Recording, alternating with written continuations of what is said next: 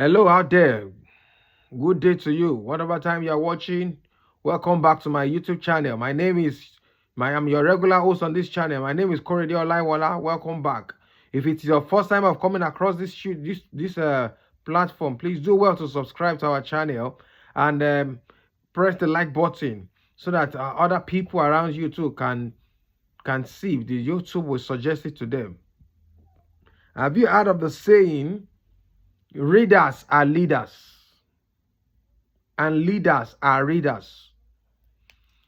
You know, whether we like it or not, the truth of the matter is that readers are leaders and leaders are readers. Let's examine that word before I go into the topic of the day. Readers are leaders and leaders are readers. For you to lead, if you're a reader, automatically you see that you begin to lead in your environment. You begin to lead in your circle of influence. You begin to develop a circle of influence directly or indirectly if you're a reader, because automatically, just like the Bible says, out of the abundance of the heart the mouth speaks. Because you're a reader, you have filled your heart with so many ideas, so many thoughts. If you read either autobiographies, or you read a story about, or you read books about self-motivation and all that, you have filled your mind and your heart. You have been reconfigured, you have been rewired. Do you understand? So it automatically makes a leader out of you, no matter what. So within your circle of influence, you begin to build a leadership structure, directly or indirectly. Do you understand? Then people begin to come to you for counsel, begin to come to you for ideas, they begin to run an idea through you. Do you understand? That's how you become a leader. And before you know it, a position will open up and you enter into it. And whether that's way or not, even if you're a leader by whatever way you become a leader, and if you don't become it will confer upon you. You just have to go and begin to read and begin to learn a lot of things if you're a leader, because the position demands a lot of things. So that's why leaders are readers and readers are leaders. If you are not a reader and you're a leader, then there will be lapses. Then the fault will be there and people begin to talk about it. Do you understand? I know a particular governor it was governor-elect then in Lagos State. And he quickly went for a leadership course.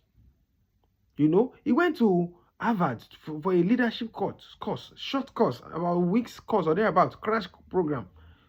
That is how to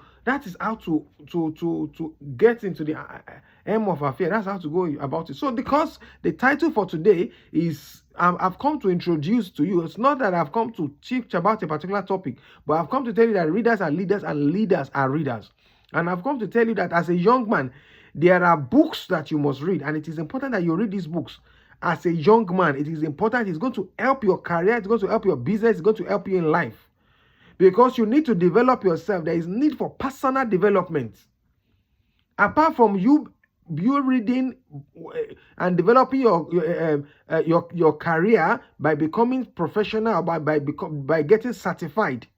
Do you understand? By becoming professional, by becoming certified, there is also a need for you to read some motivational books and to read some self-help books and to read some books that are going to help your life, like autobiographies.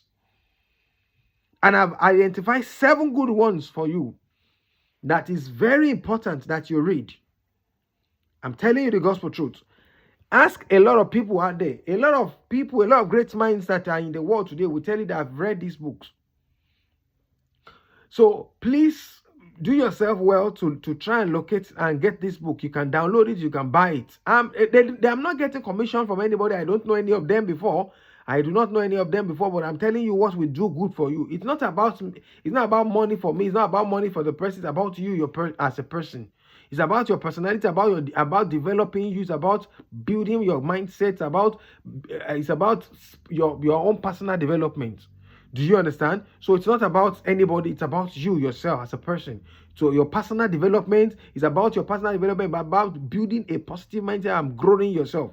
Let me quickly list them. I've written them out here in a book or on a sheet of paper, so I will not forget any. So let me list a few that I have here. I have the first on the list. It's not in any particular order, but just take it as it is. The first one is gifted hands.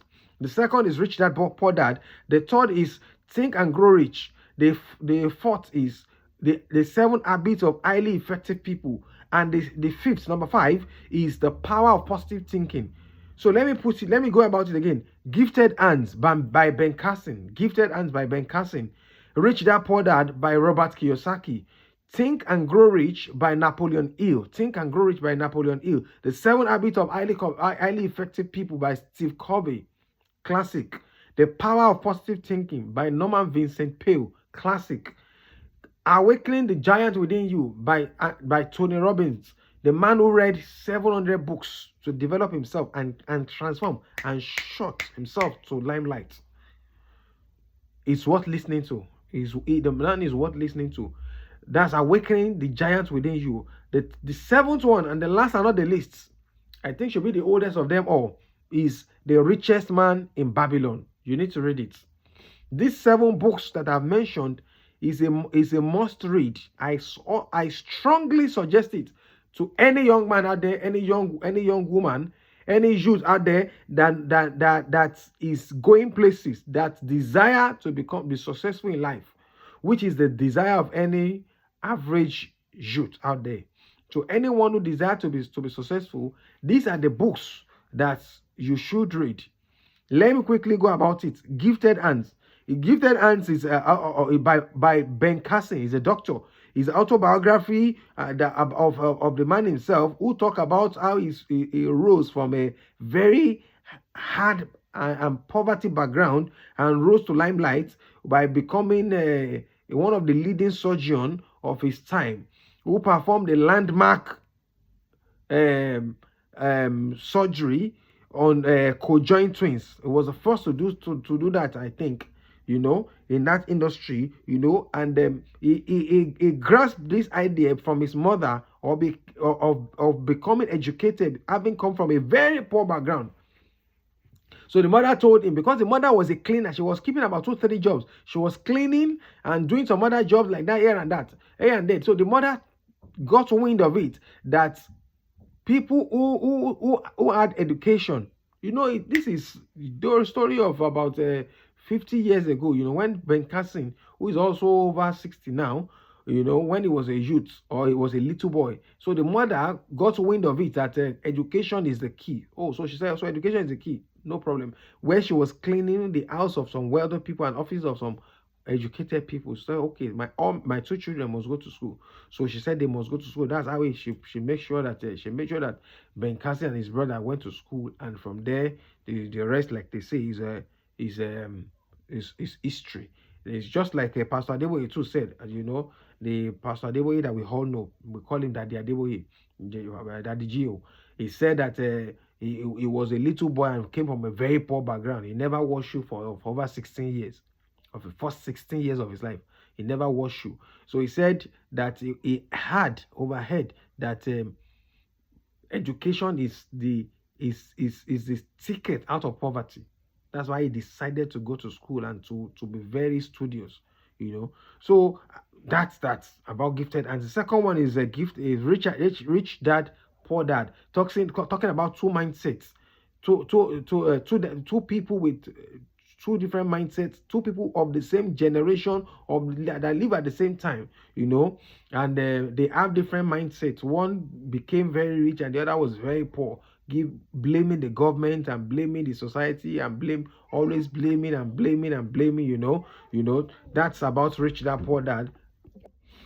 Then Think and Grow Rich. Think and Grow Rich is about is an interview of the richest men in the 19th century, the Andrew Carnegie and all of those people, talking about the power of desire, faith, and all that, and also talking about auto-suggestion, that's a kind of building your success, building a success mindset even into your subconscious. The number 4 is the highly effective 7th habit of the highly effective people, which talks about being proactive. I don't really want to break down the books for you. You should get the book and have idea of what we are talking about. But the 7th habit of It's talking about being proactive, doing first thing first, and all that, and all that, and all that.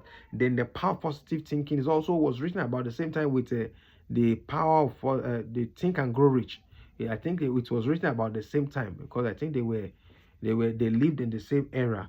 So all these books, Awaken the Giant Within You was written by Tony Robbins. Tony Robbins read 700 books.